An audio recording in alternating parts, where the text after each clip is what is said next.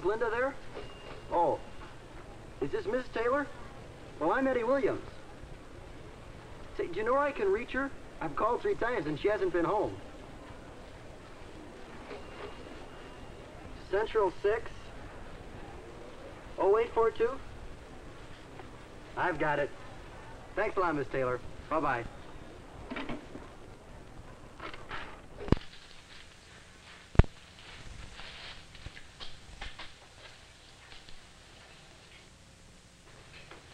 So, Kathy, I told Mom, if he isn't going to tell her who he is, I'm certainly not going to wait for whoever he is to call again. Hello? Hello? Oh, hi, Linda. This is Eddie Williams. Boy, are you hard to get a hold of. Called you 3 times last week. I didn't know you were calling. You never left your name. Oh, I'm sorry. I wanted to know if you'd like to go out to dinner with me Saturday. Saturday? This Saturday? Well, yeah, that is if you're not busy. We could make it some other time. Oh, no, I'm not busy. I'd love to go. Swell. Pick you up about 7 then? I'll be ready. Fine. Goodbye. Bye.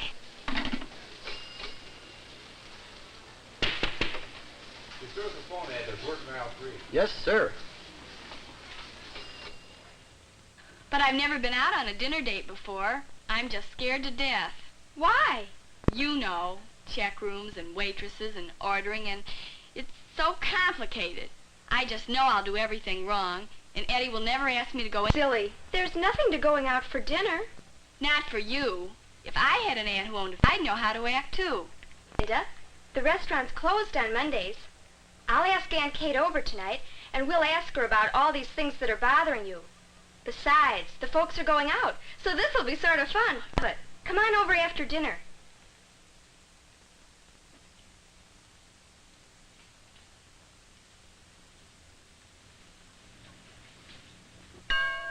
I'll get it. There's Linda now. She's really upset about it, Aunt Kate. That's why I asked her to bring menus. Jerry! Oh, hi, Linda. Well, for heaven's sake. You staying home for a change? Well, I'm always home, you know that. And I know why you're here. Big date coming up, huh? Maybe. Maybe. Well, Aunt Kate and Kathy are in the dining room, Linda. Aunt Kate, you remember my friend Linda Taylor? Why, yes. How do you do, Linda? I'm happy to see you. Thank you, Mrs. Jefferson. It's nice to see you again. I understand you have a big date Saturday. Yes, I do. And Kathy tells me you're a little upset. Well... Oh, Linda, there's really no need to be upset over how you should act. May I ask you something? Sure, Mrs. Jefferson. Were you self-conscious when Jerry helped you with your coat? Golly, no. He always does. When he's here. And because you're comfortable with him, you're not self-conscious. Isn't that right? Well, it threw me the first time he did it.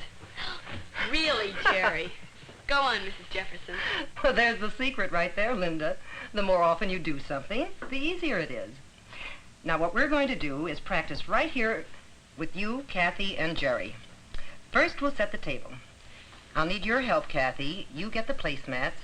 And Jerry, you get the menus. They're in the living room.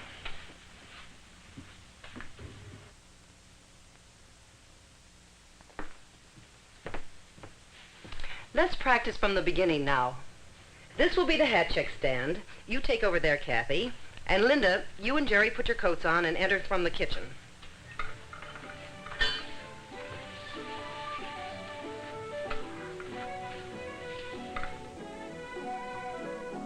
The gentleman holds the door for the girl and lets her precede him into the restaurant.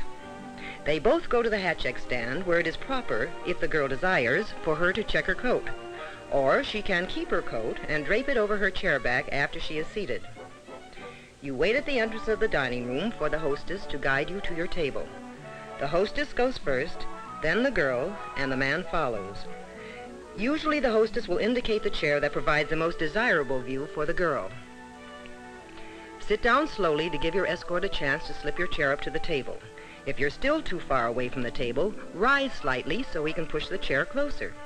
Don't just plop in the chair and expect him to lift you and the chair to the table. He may not be a weightlifter.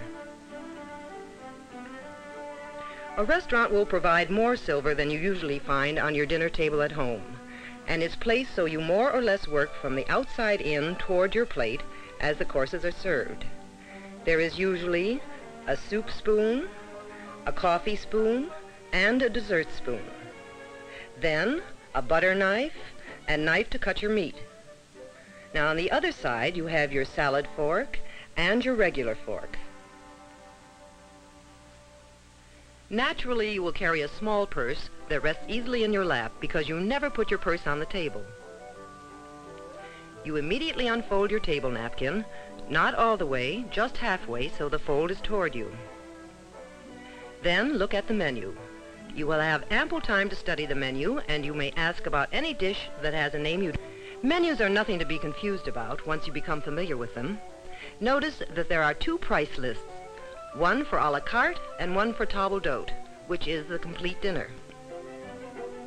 The left side items, which means you receive only the entree portion of the table d'hôte. The entree is the main course, and a la carte includes only the main course, potatoes, salad, bread and butter, and sometimes a vegetable. If you order a la carte, the appetizer, coffee, and dessert cost extra. The right side of the menu is for the table d'hôte. This costs more.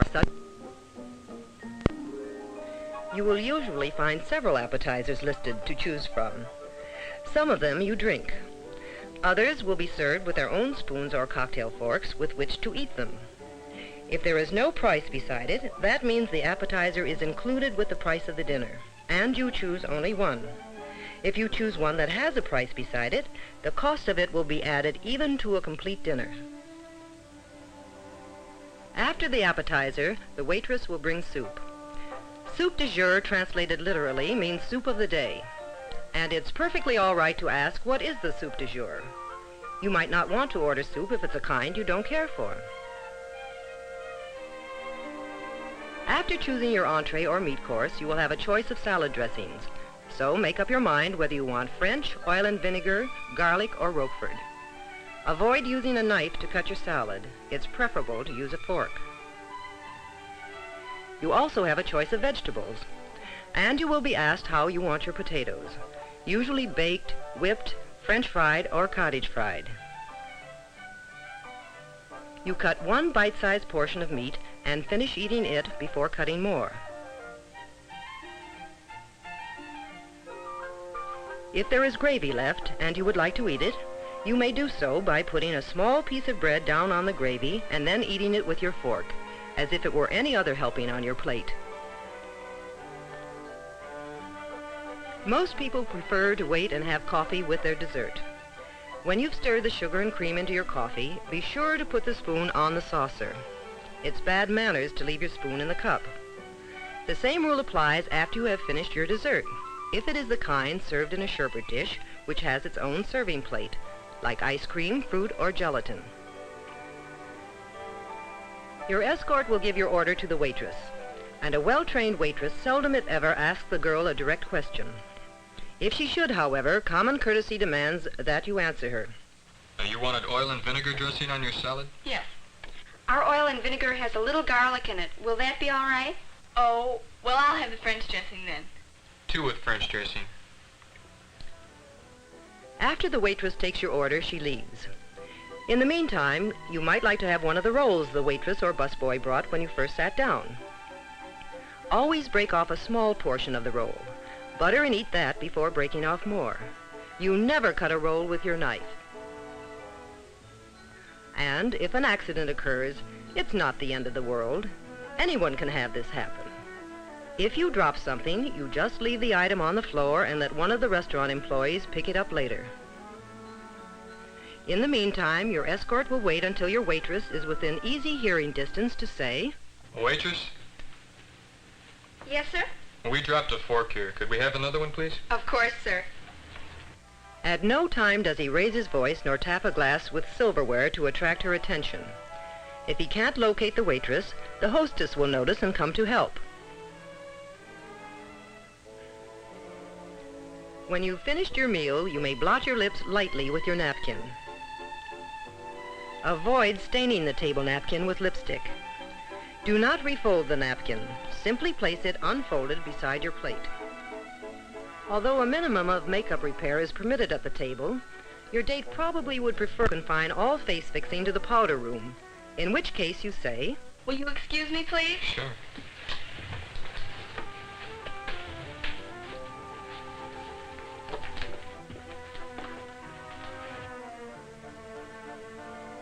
your escort will take care of the check, leaving a tip for the waitress equal to perhaps 15% of the bill.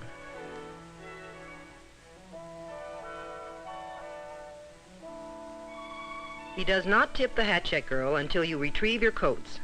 Then he may leave 15 cents or so for each coat.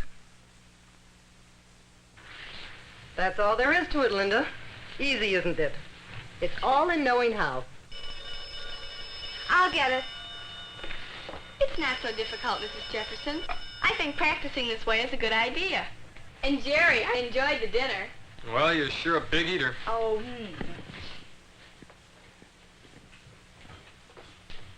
The phone call's for you, Linda. Me? Thank you.